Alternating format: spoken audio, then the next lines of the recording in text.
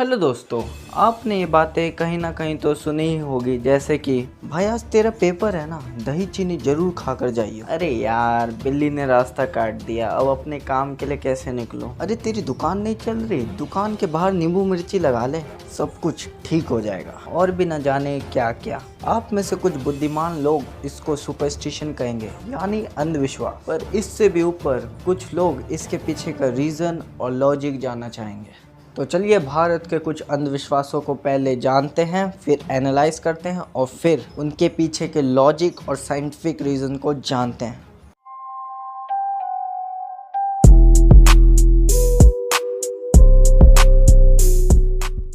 Number 1, रात में people के पेड़ के नीचे मत जाना क्योंकि वहाँ चुड़ैल होती। अब आप भी सोचो, वाकई अगर चुड़ैल होती तो क्या आपको सिर्फ रात में मारने आती?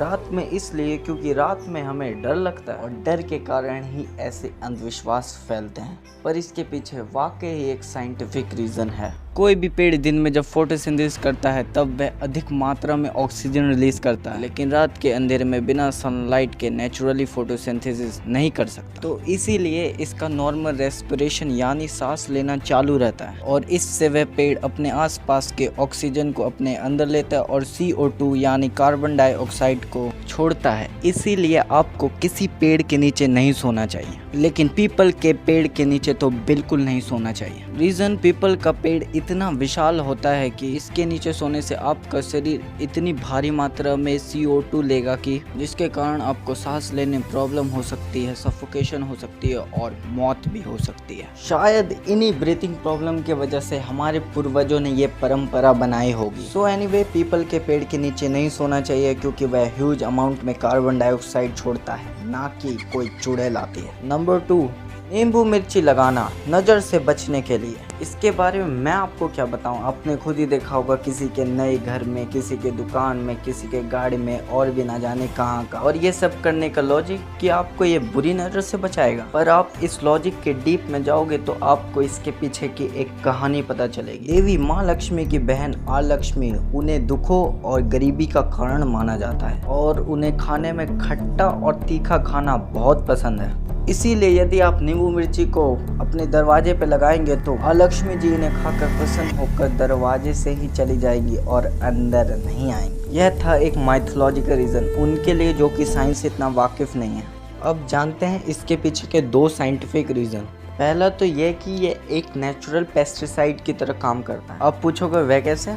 दरअसल जिस थ्रेड से नींबू मिर्ची को लटकाया जाता है वह थ्रेड उसके एसिड को एब्जॉर्ब कर लेता है, जिसके कारण छोटे छोटे कीड़े मकोड़े दूर भाग जाते हैं। यह स्मेल इतनी कम होती है कि हमें पता नहीं चलता, पर यह छोटे कीड़े मकोड़े इतने सेंसिटिव होते हैं कि इन्हें यह बर्दाश्त नहीं होता है। अब बात कर लेते हैं सेकंड रीज़न की। पुराने ज़माने में जब लोगों को एक जगह से दूसरी जगह जाने के लिए पैदल या तो बैलगाड़ी में जाना पड़ता था, तब काफ़ी दिन लग जाते थे और रास्ता जंगलों से जाता था। इसीलिए ज़्यादातर लोग उस समय के अपने साथ नींबू मिर्ची लेकर जाते थे। नींबू इसलिए क्योंकि वह काफ़ी हाइड्रेटेड एजेंट माना जाता है, जिससे कि पानी के साथ पीने से डिहाइड्रेशन से भी बचा जा सकता था। पर मिर्ची क्यों? जैसा कि आपने सुना होगा कि जंगलों में सांप बहुत होते हैं, तो सांप का काटना भी एक नॉर्मल बात है। तो हम जहरीले और गैर जहरीले सांप में पता कैसे करें? इसीलिए हमारे पूर्वजों ने एक तरीका निकाला।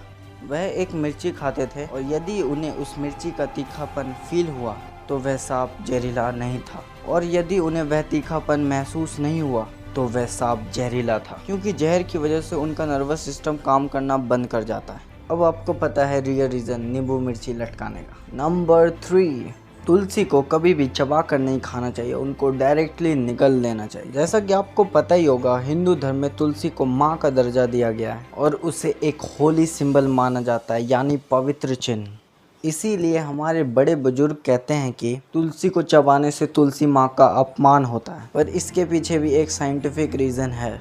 दरअसल तुलसी में काफ़ी मात्रा में आयरन और मरकरी पाया जाता है, जिसके कारण यदि आप चबाकर खाओगे तो आपके दांत डैमेज और डिस्कलर हो सकते हैं। नंबर 4, भारत के लोग पवित्र नदियों में सिक्के क्यों फेंकते हैं? तो दोस्तों, आप में से कई लोग पवित्र नदियों में जैसे कि गंगा और गोदावरी में सिक्के फेंकते ही होंगे, पर क्या आपने इसके पीछे का साइंटिफिक रीज़न जानने की कभी कोशिश की है? इसके पीछे काफ़ी इंटरेस्टिंग साइंटिफिक रीज़न है। पुराने ज़माने में सिक्कों को कॉपर यानी तांबे से बनाया जाता था और उस समय पूरे गांव के लिए पीने के पानी का सिर्फ एक ही कॉमन सोर्स होता था, जैसे कि एक नदी या कोई तालाब या कोई कुआं। जैसा कि आपको पता ही है हमारे शरीर के लिए कॉपर कितना ज़रूरी है, इसीलिए शायद हमारे पूर्वजों ने ये नियम बनाया होगा कि गांव के लोग नदी में कुछ सिक्के फेंकें, जिससे हमारी बॉडी को प्रॉपर अमाउंट में कॉपर मिले। अब आप में से कुछ लोग पूछेंगे, अगर ये इतना ही साइंटिफिक था तो लोगों को बहलाया क्यों गया, सच क्यों नहीं बताया? जैसा कि आपको पता है पुराने ज़माने में धर्म और भगवान पर बहुत विश्वास किया जाता था और साइंस पे बिल्कुल नहीं। तो यदि मैं उन्हें बोलता इस काम करने से भगवान खुश हो जाएंगे तो वह काम वह पक्का करते। तो शायद इसीलिए हमारे पूर्वजों ने कल्चर के साथ जोड़कर यह तरीका निकाला।